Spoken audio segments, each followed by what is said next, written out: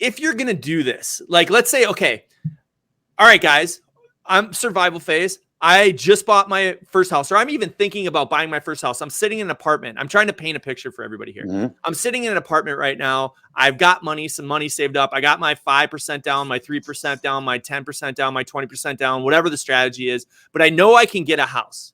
Mm-hmm. Like, what house should I buy? Like, let's start there. Like, what house should I buy? What should my mentality be if I'm like, okay, guys, I'm all in on this micro flipping strategy?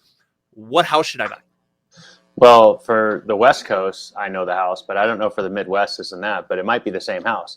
But for on the West Coast, the classic home that you want to do that to is the late 60s through probably 80s. Even if you could get one in the early 90s, home, single family ranchers are the best. Like that one house that like everybody grew up in as a kid, where you walk in and you've got the living room, you got the kitchen in the back, you got a hallway that goes to the bedrooms. Those are the best houses to do it with. Because, thinking about, historically, when was it built? You don't have to do with a lot of infrastructure problems when a house was built in the 70s. It usually has like copper pipes. It usually has upgraded electrical, or at least, better electrical than what was done in the 40s, 50s, and 60s.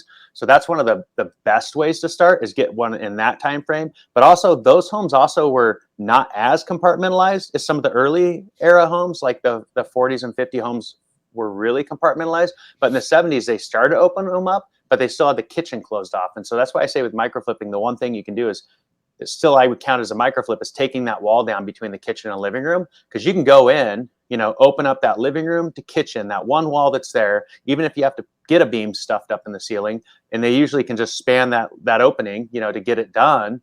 And then you're able to open up the kitchen and living room, put an island in, and now you've just taken a 70s style rancher home and microflipped it and given it that modern look that everybody wants. They come open in, concept, the open right? concept, right? Yep. So that's what I love, about microflips, and I love the 70s ranchers, 70s, 80s. If you could score one in the 90s, that's just like bread and butter, amazing.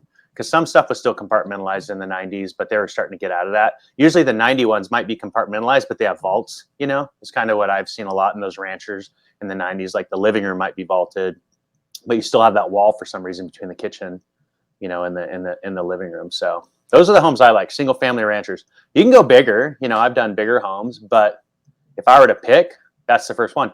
And the main reason I think that is because when people are going to buy their first homes, they tend to like be nostalgic about those single family ranchers, because a lot of people grew up in single family ranchers.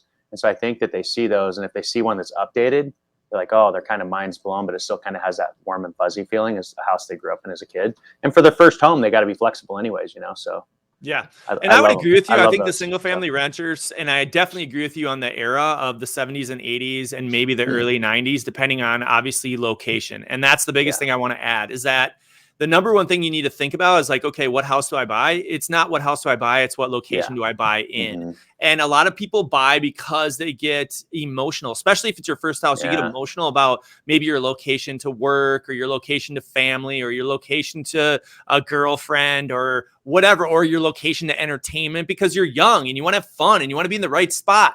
Well, make sure that that location is good for the real estate market. Do your homework. Now, if that, and I bring that up because sometimes you don't see that rancher in the exact location that's going to be the best location to do a micro flip. So I would start off with what Robert said. And I say, if you can find a rancher in that awesome location where you're seeing the houses be turned over, you're seeing, it's obvious the ways that you can add value. And it's obvious that that value, when it's added, is the result is there.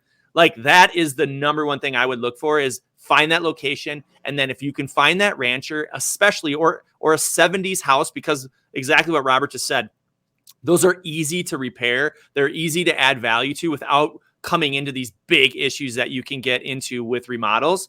I think then, boom, you got the house you're looking for, and then you just got to find that location that you're looking for.